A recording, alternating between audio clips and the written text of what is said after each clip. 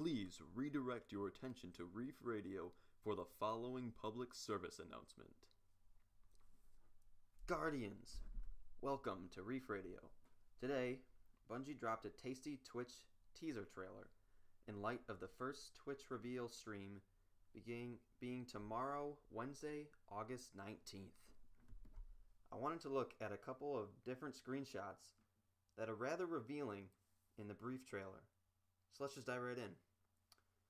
First, we get our first real definition of what light is and what it means in the Taken King. So it says, your light score is an average of the attack and defense values across all of your currently equipped gear. A higher light score improves both your damage output and your defense. And that's the end of their quote. This is sort of what we were expecting, but it's great to finally know exactly what this crucial stat will mean. It's worth noting that the character's light is at 214 and his XP level is at 40. However, further in the video, we see a level 30 with a light level of 320, so it's unclear, to my knowledge, how those two numbers will interact with each other. We also get our first look at the relic item slot, which is legendary in this case, but who really knows if there will be rares or exotics or what else in between. In the bottom left, we get to see a new ghost sporting a fresh green paint job, and it appears to be fully upgraded from its golden outer border. Next, we get to see Lord Shaxx's inventory for the Hunter. So the Hunter's gear is predominantly blue, lime green, and a little bit white, which in my opinion looks fantastic, looks awesome.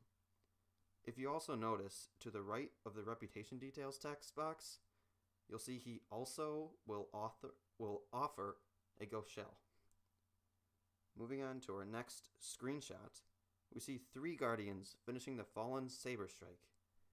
The Guardians' rewards being 10 legendary marks, house banners, a heavy legendary engram, and what looks to be a new rare auto rifle.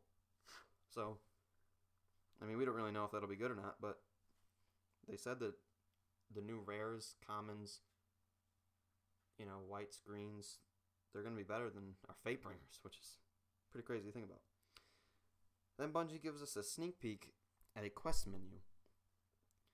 The only 2 notable things that stuck out to me in this screenshot were that we'll now have 16 bounty slots and the purple number icons below each quest, if you notice them. Are these the current step in the quest the Guardian is on? Is it the level of complexity or difficulty of the quest? We don't really know yet, but hopefully they give us some more information tomorrow. We get to see a little tidbit of info on faction allegiances as well, each costing 2,500 Glimmer to purchase. You'll only be able to pledge allegiance to one at a time, so choose wisely, Guardians. Dead orbit.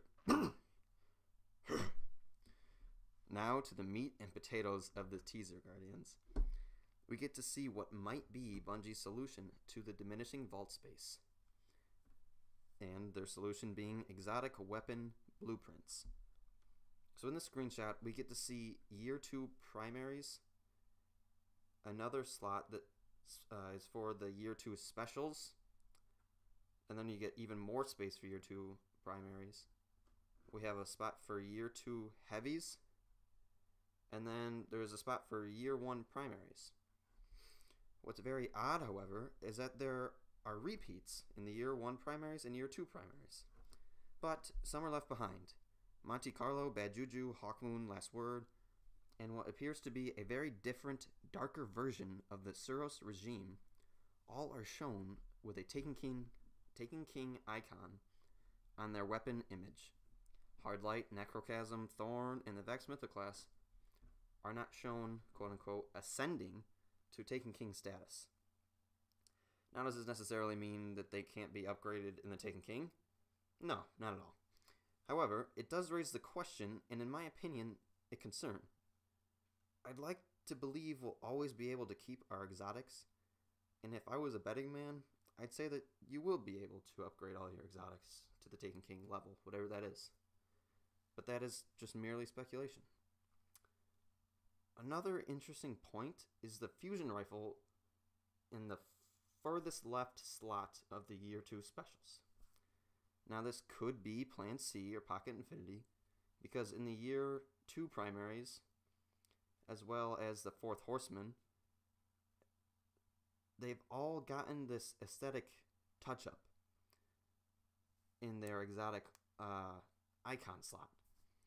They all look different, slightly different, just barely noticeable. To me though, this fusion rifle doesn't share many, if any at all, similarities to the two existing fusion rifles in Destiny. But I think that's going to be it for me today, Guardians. Thank you so much for watching, guys. I hope this was informative in one way or another. Exciting events are on the horizon, Guardians. Stay tuned for more Destiny content.